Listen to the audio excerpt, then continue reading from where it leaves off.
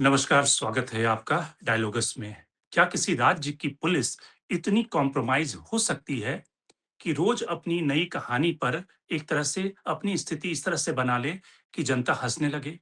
क्या किसी राज्य की पुलिस का इतना ज़्यादा राजनीतिकरण हो सकता है कि उसकी कहानियों पर खुद जब गवर्नर बिहार के विधानसभा में भाषण देने लगे और लॉ एंड ऑर्डर का ज़िक्र करें, तो मुख्यमंत्री और विपक्ष के नेता और तमाम लोग हँसने लगे? तो क्या किसी राज्य की पुलिस अपनी इतनी बेइज्जती करा सकती है कि लगातार अपनी थ्योरी को लगातार वो बदलते रहे? तो हम बात कर रहे हैं, जी हाँ, पटना की, बिहार की और बिहार की पुलिस की। और शायद इस तरह के मामलों में तो अगर नैतिकता होती तो बिहार के डीजीपी को अब तक इस्तीफा दे देना चाहिए था, क्योंकि जिस तरह से नीट की एक छात्रा ने का जो मसला है कि किस तरह से उसके साथ रेप हुआ और उसे अपनी जान गँवानी पड़ी, उस केस को लेकर रोज़ नए खुलासे होते हैं और पटना की पुलिस जो है, बिहार की जो पुलिस है, वो अपनी थ्योरी से इतनी बेपरवाह है या फिर अपनी थ्योरी में इतनी उलझी हुई है या उसकी ज़िद है किसे बचाने की, जिसको लेकर एक तरह से मामला यहाँ तक बढ़ गया कि सरकार को अपना पल्ला झाड़ने के लिए उसे सीबीआई जाँच की सिफ़ारिश करनी पड़ी और सीबीआई जाँच को सौंपना पड़ा कि कम से कम बिहार से तो मामला उसका पल्ला झड़ जाए। लेकिन सवाल है कि इस केस में अभी ढेर सारे ऐसे सवाल हैं, जिसका कि बिहार पुलिस को और सीबीआई को उसका जवाब देना होगा, वहाँ की सरकार को जवाब देना होगा, क्योंकि इसमें ढेर सारे अनसुलझे पहलू हैं, ढेर सारे सवाल हैं। किस तरह से पुलिस की लापरवाही या पुलिस और सत्ता का जो जिसको कहते हैं एक कॉकटेल, एक गठबंधन इतना जिसको घनिष्ठ हो गया था कि इस केस में कई सारे सवाल अभी तक अनसुलझे हैं। इन सवालों को समझने की कोशिश करते हैं कि नए जो सीसीटीवी फुटेज आए हैं, वो सिर्फ़ उस तारीख का फुटेज है जिस तारीख को 4 बजे की घटना के बाद का फुटेज है, उससे पहले की सीसीटीवी फुटेज कहाँ पे है? अगर पुलिस के पास में है, उसे लीक क्यों नहीं किया गया? और अगर पुलिस को ये सब सारी जानकारी है कि उस छात्रा के साथ रेप हुआ, तो उसको क्यों बचाया जा रहा है? किन लोगों को बचाया जा रहा है? किन लोगों के इसमें हाथ है? इन सवालों को समझने की कोशिश करते हैं। हमारे साथ आज इस चर्चा में जो पटना का जिसको कहते हैं कि पूरी दुनिया में आपने देखा होगा कि एप्स्टीन फाइल का ज़िक्र हो रहा है, लेकिन शंभू हॉस्टल का जो एप्स्टीन फाइल है, वो कब खुलेगा और उसके जो गुनाहगार हैं, वो कब पकड़े जाएँगे? तो आज की चर्चा में संतोष सिंह जो पटना से सीनियर जर्नलिस्ट हैं और लगातार इस घटना को, इस इंसिडेंट को ट्रैक कर रहे हैं, यहाँ तक कि मृतका के गाँव तक भी वो होकर आए हैं, उस परिवार से मिलकर आए हैं, उनके पिता से भी उन्होंने सवाल-जवाब करने की कोशिश की है। इसके अलावा अंशु नैथानी जो सीनियर जर्नलिस्ट हैं, उनसे जानेंगे इस घटना के अलग-अलग पहलू।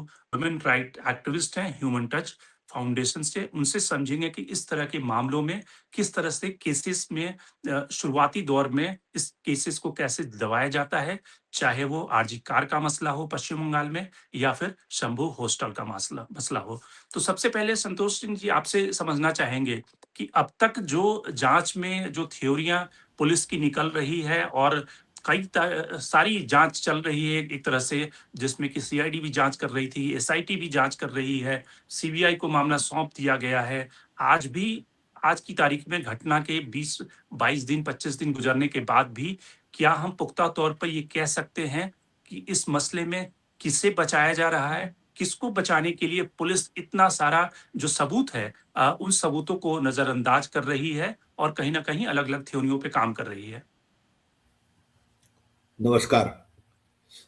देखिए सबसे बड़ी बात ये है ना कि जो भी थ्योरी आज हमारे सामने में है, हम तमाम लोगों को कहेंगे कि जो मेन स्ट्रीम मीडिया है, जो अखबार है या फिर जो चैनल है, पिछले 25 दिनों से उन्होंने क्या खबर चलाई है?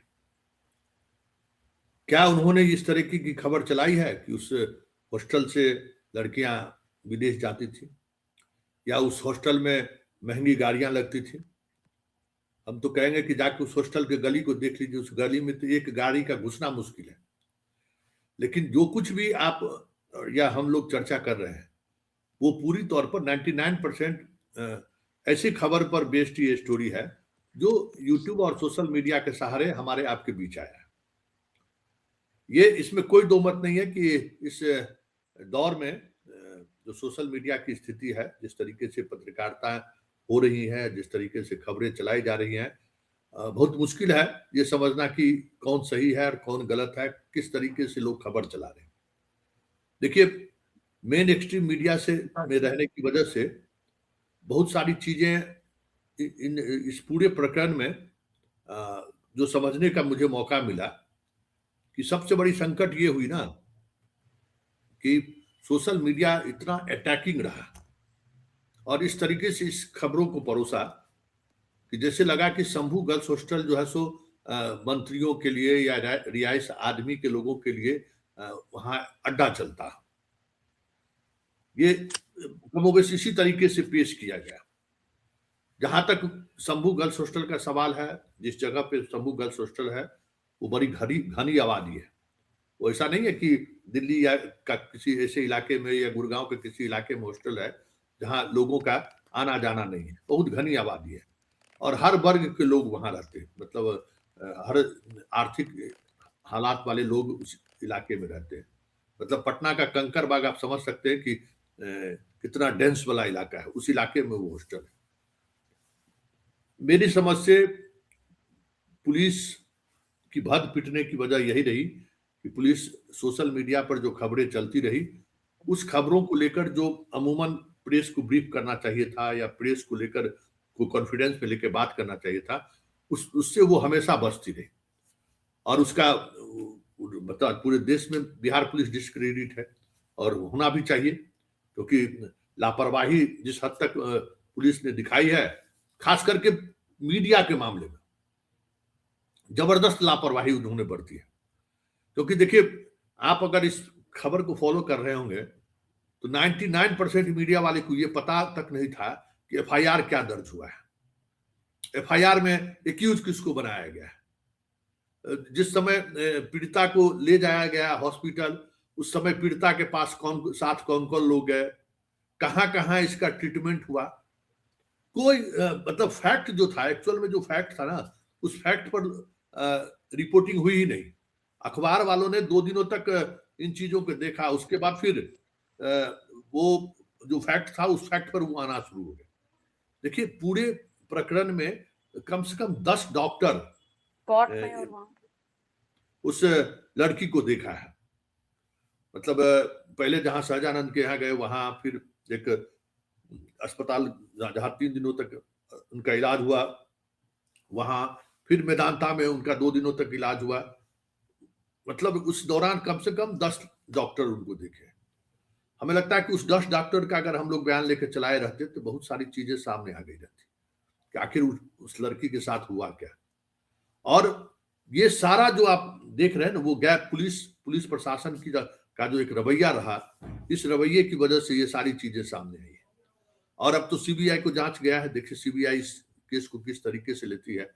देखिए जितना बिहार का लेकिन संतोष जी, ये आपको नहीं लगता कि इसमें आश्चर्यजनक या फिर जिसको कहते हैं कि अकाउंटेबिलिटी नाम की भी कोई चीज होती है। ठीक है, मीडिया अपनी तरफ से छानबीन करना चाहिए था मीडिया को, लेकिन पुलिस और डीजीपी उस परिवार के लोगों को बुलाकर ये कह रहे हैं कि आप ये मान लो कि लड़की ने सुसाइड किया है और इस मामले को आप छोड़ दो। मतलब इससे शर्मनाक बात और क्या हो सकती है। उस डीजीपी को तो सस्पेंड कर देना चाहिए था, अभी तक वो सस्पेंड हो जाना चाहिए था, लेकिन वो डीजीपी शान से अभी भी बना हुआ है।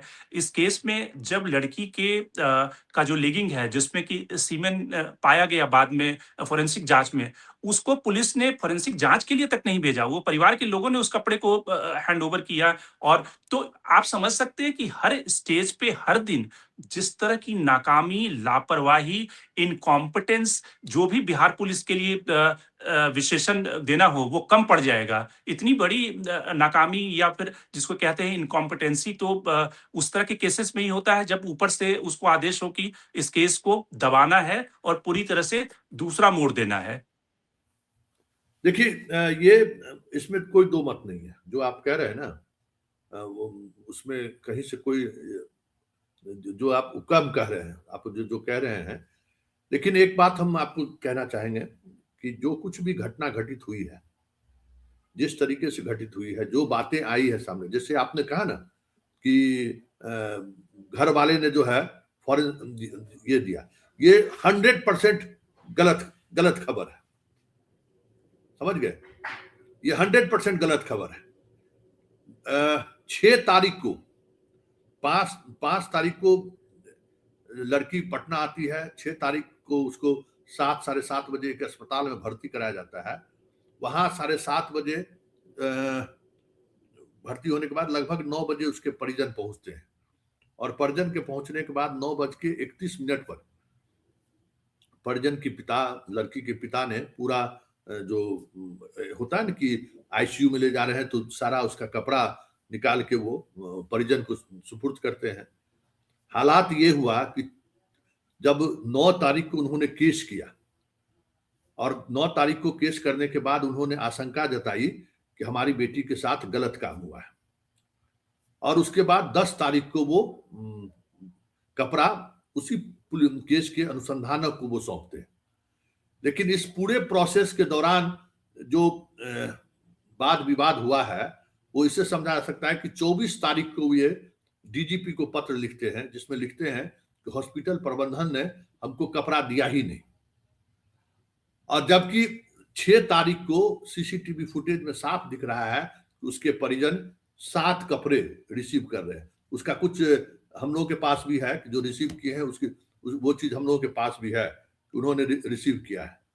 लेकिन समस्या कहाँ आई ना, कि परिजन बार बार वजह जो भी रहा हो, 3-4 ऐसे विषय आए सामने जो परिजन लगा कि क्यों ये सच छुपा रहे हैं।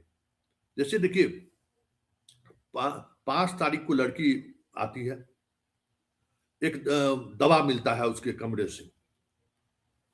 मतलब उस दवा के बारे में परिजन शुरुआती दिनों में कहते रहे कि नहीं, ये पुलिस वो दवा रख दी है। अंततः वो 4 दिनों के बाद स्वीकार किए कि हाँ, हमने वो दवा खरीदी थी, लेकिन बेटी गलती से वो दवा लेके पटना चली गई। तो एक ये भी हुआ।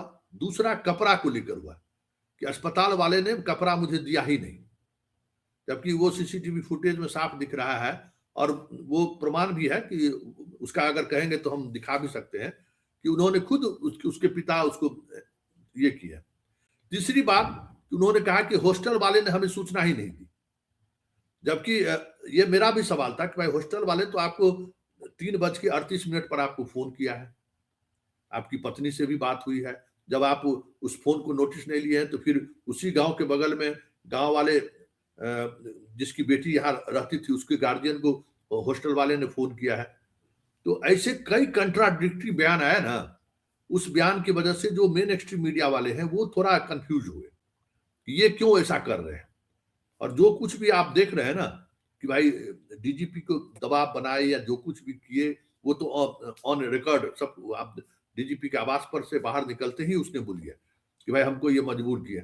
अब ये सारी चीजें ऐसी है ना, मतलब पहली बार मुझे इस तरीके से विक्टिम के परिवार का, हो सकता है कि मानसिक तौर पर बहुत परेशान हो, ये भी हो सकता है, क्योंकि पूरी तौर पर एसआईटी के जांच का केंद्र ही जहानाबाद उनका गांव बन गया, और वहीं उनसे पूछताछ होती रह गई पूरे इस अभियान के दौरान।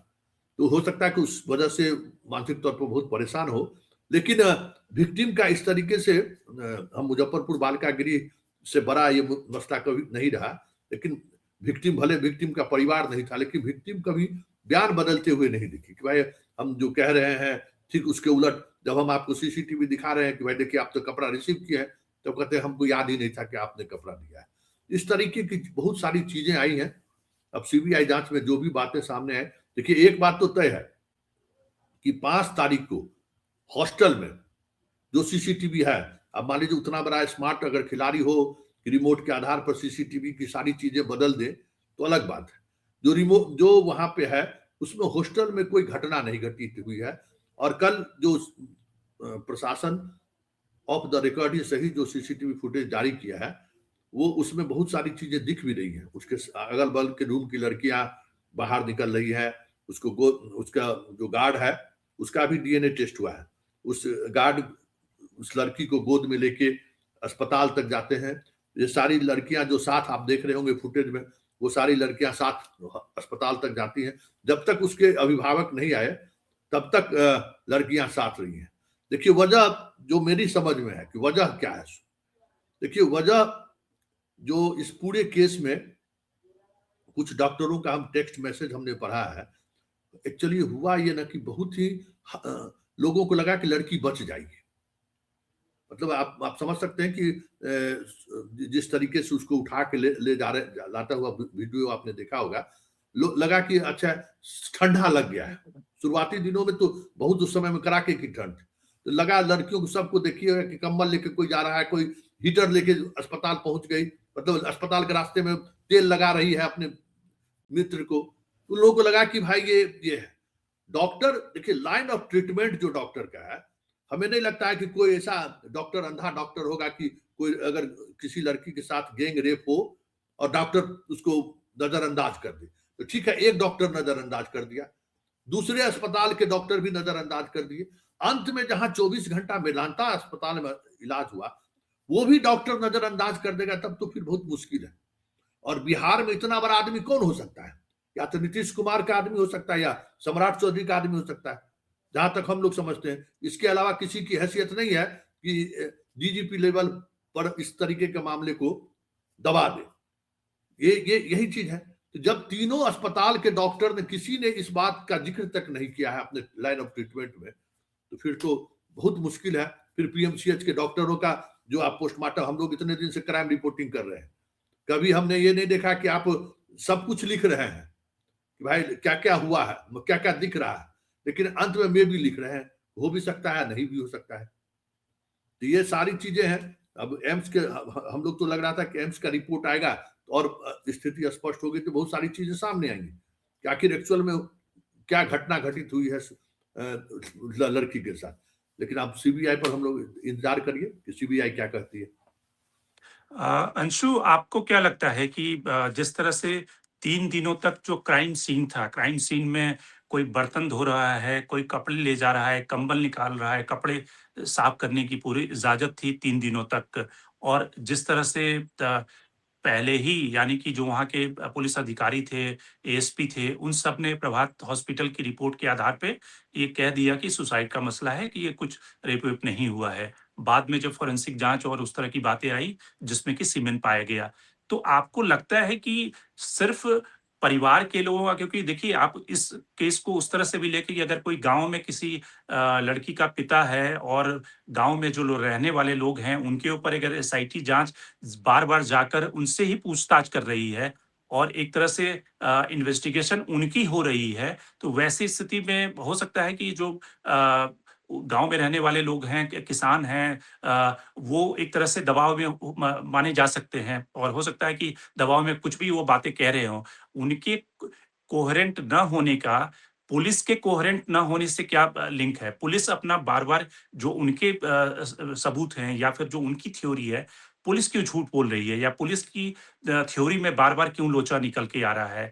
चलिए मान लेते हैं कि जो लड़की के पिता हैं, वो एक कोहेरेंट तरीके से जवाब नहीं दे रहे हैं सवालों के। लेकिन जो पुलिस की थ्योरी है, उसमें तो ढेर सारे फच्चर हैं। इतनी सारी कहानियाँ पुलिस की थ्योरी में है कि कोई भी आदमी उसमें से थ्योरी निकाल सकता है कि पुलिस इस जाँच इन्वेस्टिगेशन को सही तरीके से नहीं कर रही है। जी। अनमेश जी, यहाँ पर परिवार वाले क्या कह रहे हैं? क्या वो परेशान थे, नर्वस थे, या ये तमाम तरह की बातें हैं, लेकिन जो तथ्य है उन तथ्यों से इनकार नहीं किया जा सकता है कि उस लड़की की पूरे संदेहास्पद तरीके से वहाँ पर मौत हुई है। और जो सारी चीज़ें हैं, पुलिस ने शुरू से ही इस पूरे केस में तथ्यों को छुपाया है, या फिर जिस तरह से है उसको तोड़-मरोड़ के ही पेश किया है।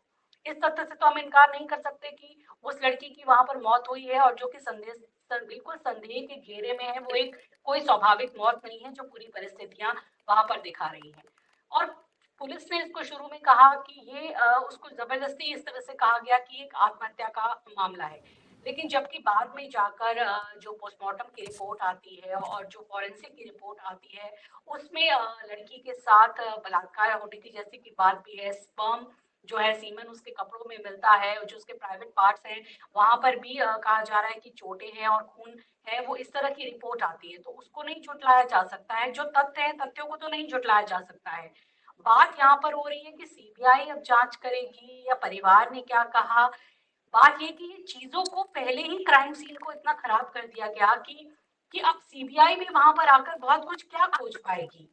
क्योंकि उस दरमियान वहाँ पे सब लोग गए, साफ-सफाई हो गई, कमरे को साफ कर दिया गया, सारे जो एविडेंस है वो मिटा दिए गए, सारी चीज़ों को खराब कर दिया गया, नष्ट कर दिया गया।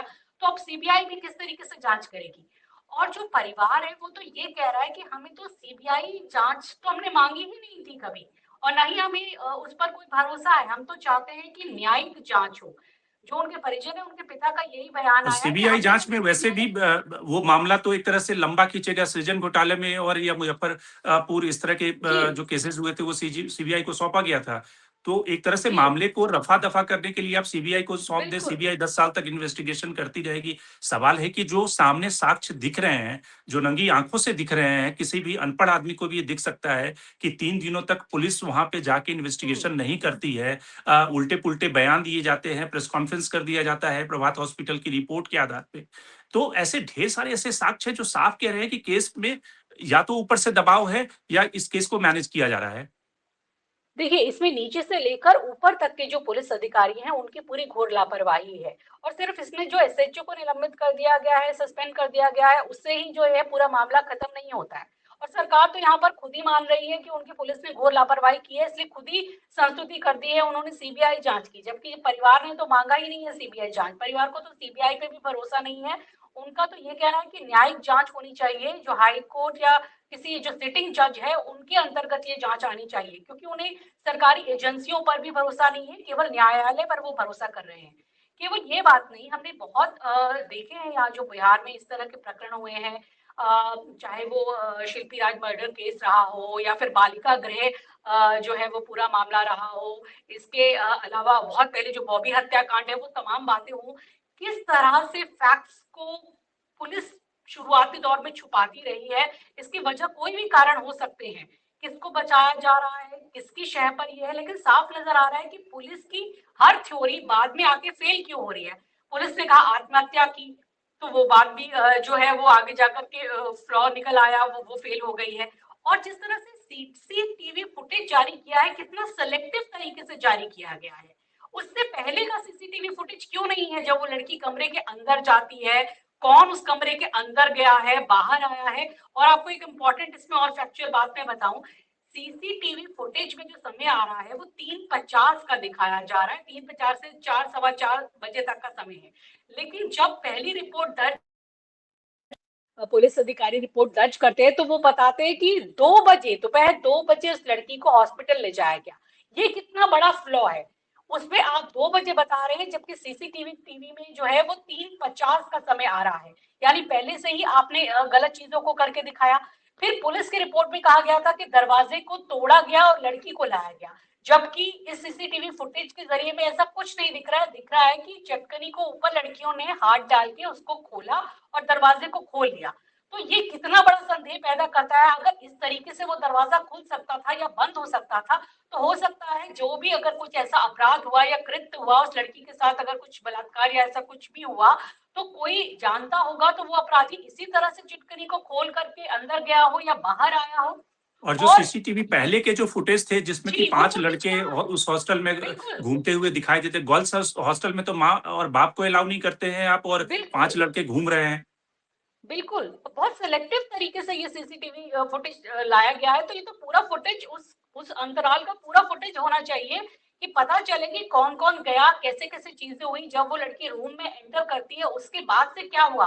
तो हर चीज़ में यहाँ पर झोल है और सरकार को भी ये लग रहा था कि पुलिस की पूरी बदनामी हो गई है, पूरे ये राष्ट्रीय स्तर पर ये मुद्दा चला गया है और आज तो यहाँ तक और संसद में विधानसभा का आरजेडी की सत्र शुरू तमाम होने वाला है तो इससे पहले हाँ। अपनी जान बचाने के लिए सीबीआई को दे दो। बिल्कुल, सीबीआई ये बिल्कुल ही किया गया है कि जिसे कहते हैं कि अपना वक़्त ट्रांसफ़र कर दिया गया है। आज जबकि संसद में भी आरजेडी के सांसदों ने खुलकर इस मसले को उठाया है, प्ले कार्ड के साथ उन्होंने ये दिखाया है कि ये जो है विक्टिम है उसके साथ न्याय होना चाहिए। इसको बिल्कुल गोल-मोल किया जा रहा है और उसको न्याय नहीं दिया जा रहा है।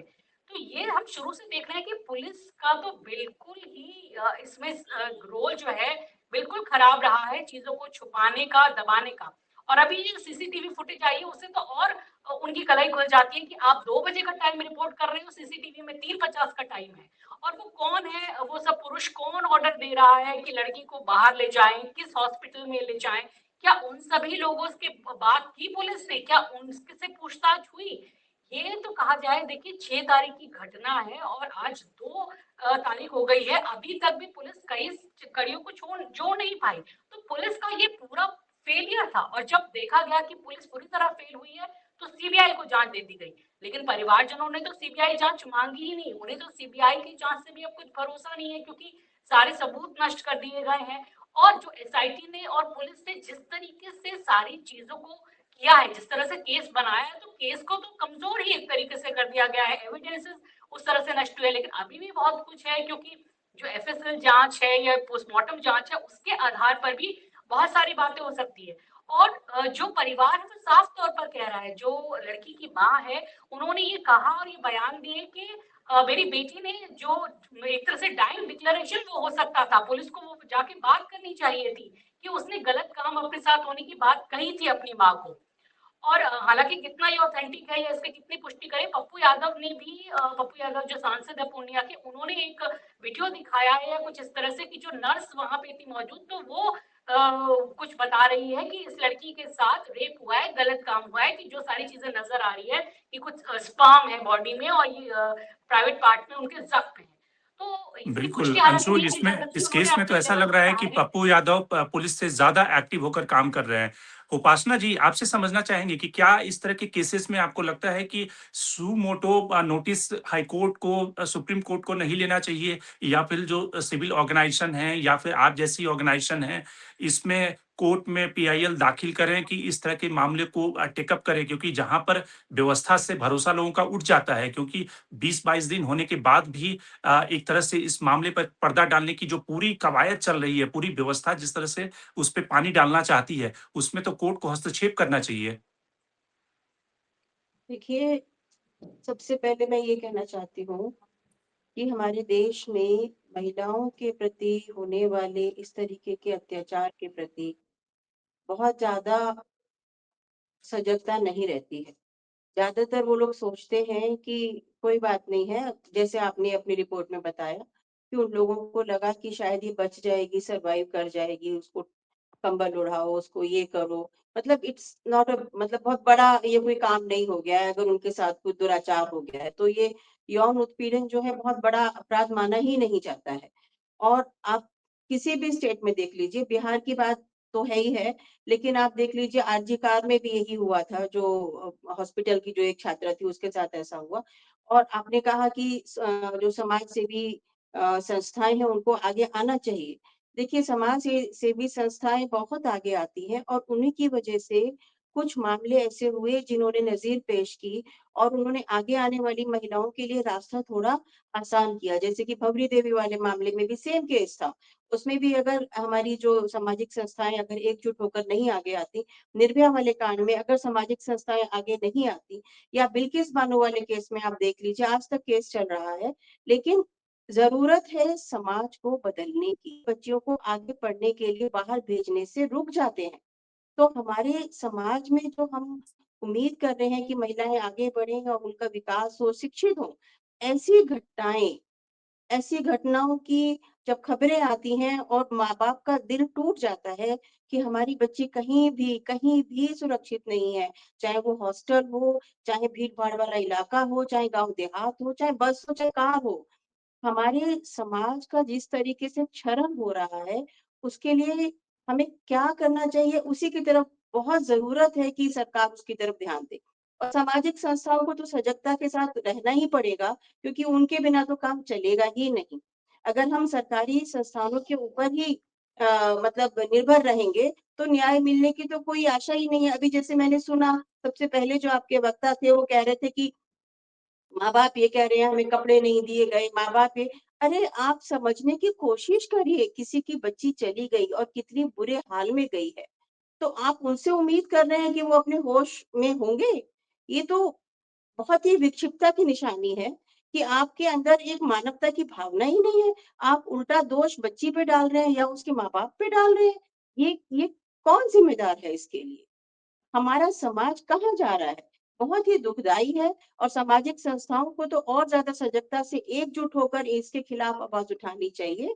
चाहे कहीं किसी भी राज्य का मामला हो, चाहे आप देखिए उड़ीसा में भी एक मामला हुआ था। हर हर स्टेट में महिलाएँ हर स्टेट की महिलाओं की स्थिति एक सी है। हर स्टेट की। आप कोई भी स्टेट ये नहीं कह सकते कि वहाँ पर ही ज़्यादा हो रहा है। हर दिन बिल्कुल। आप उत्तराखंड में देख लीजिए, अंकिता भंडारी का जो मामला था, आज तक क्या न्याय मिल पाया है उसको?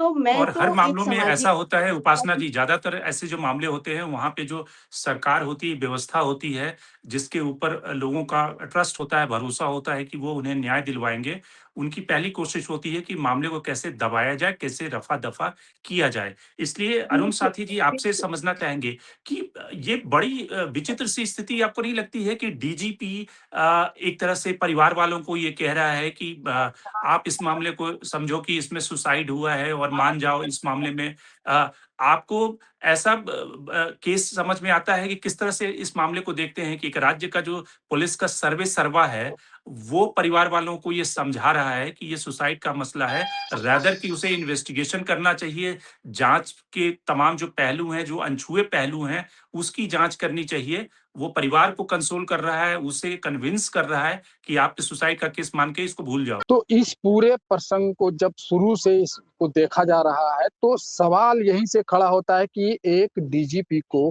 क्यों परिवार वालों को समझाना पड़ा? क्यों उनको बुलाकर यह कहना पड़ा कि आप मान जाइए कि आत्महत्या थी?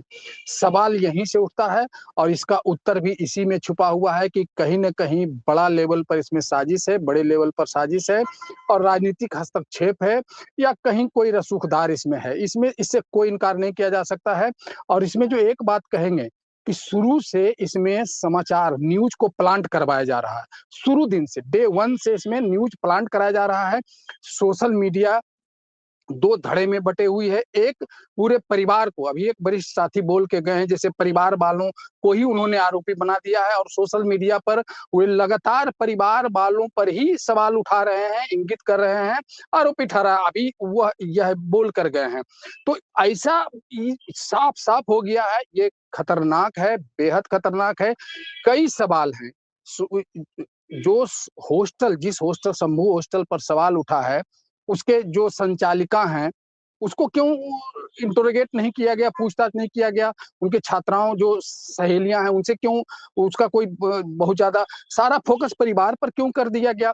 और इसमें एक बात यह भी है कि यदि मान लिया जाए कि बच्ची ने आत्महत्या की, तो फिर अगर पीएमसी इसको ऐसे देखिए कि अगर पीएमसीएच में यह नहीं कहा जाता जो रिपोर्ट आया पोस्टमार्टम का कि दुष्कर्म से इनकार नहीं किया जा सकता, तब क्या होता?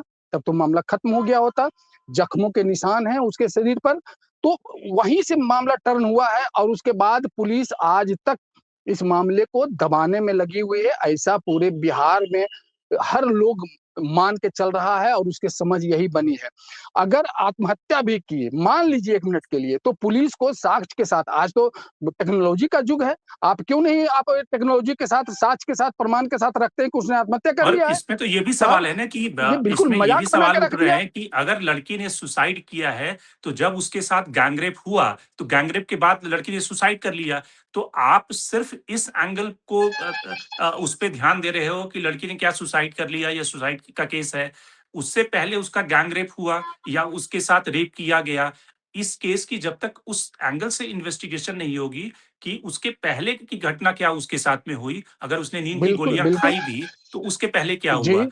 तो ये सारे कहीं न कहीं ढेर सारे सवालों को जन्म ये देता है। यही यही तो सवाल है कि अगर सुसाइड भी हुआ है तो हो सकता है कि कोई बहुत बड़ा नेटवर्क हो, एक नेक्सस है। अभी तो एक अखबार ने स्ट्रिंग ऑपरेशन किया और बताया कि गर्ल्स हॉस्टल की छात्राओं को एक नेक्सस अपने जाल में फँसा करके उसका यौन शोषण होता है, देह व्यापार में उसको संलिप्त किया जाता है, उसका उपयोग किया जाता है। तो ये भयंकर पटना में ये खतरनाक स्थिति है, पुलिस से भरोसा उठ गया है, अब सरकार भी कटघरे में है।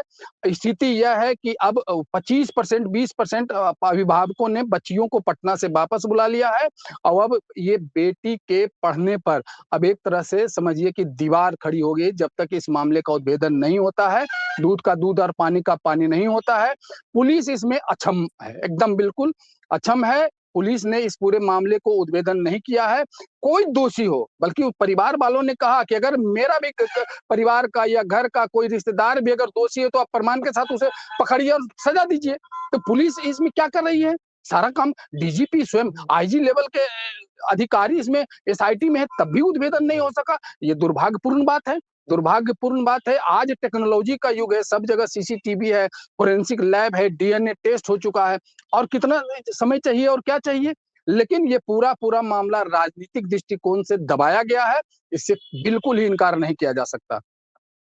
निश्चित तौर से कुल मिलाकर जो बड़े सवाल इस नीट की छात्रा का जो केस है उससे उठ खड़े हुए हैं कि बिहार की पुलिस इतनी अक्षम, इतनी इनकॉम्पिटेंट तरीके से इस मामले की जांच क्यों कर रही है? क्यों बिहार की पुलिस पूरे देश में एक तरह से हास्यास्पद या फिर मजाक का पात्र बन गई है? क्यों 3 दिनों तक क्राइम सीन को खुला छोड़ दिया गया? क्यों सीसीटीवी फुटेज को पूरी तरह से क्यों नहीं जारी किया गया? जो हॉस्टल के वार्डन हैं, हॉस्टल के जो संचालक हैं, मालिक हैं, उनसे पूछताछ क्यों नहीं हुई?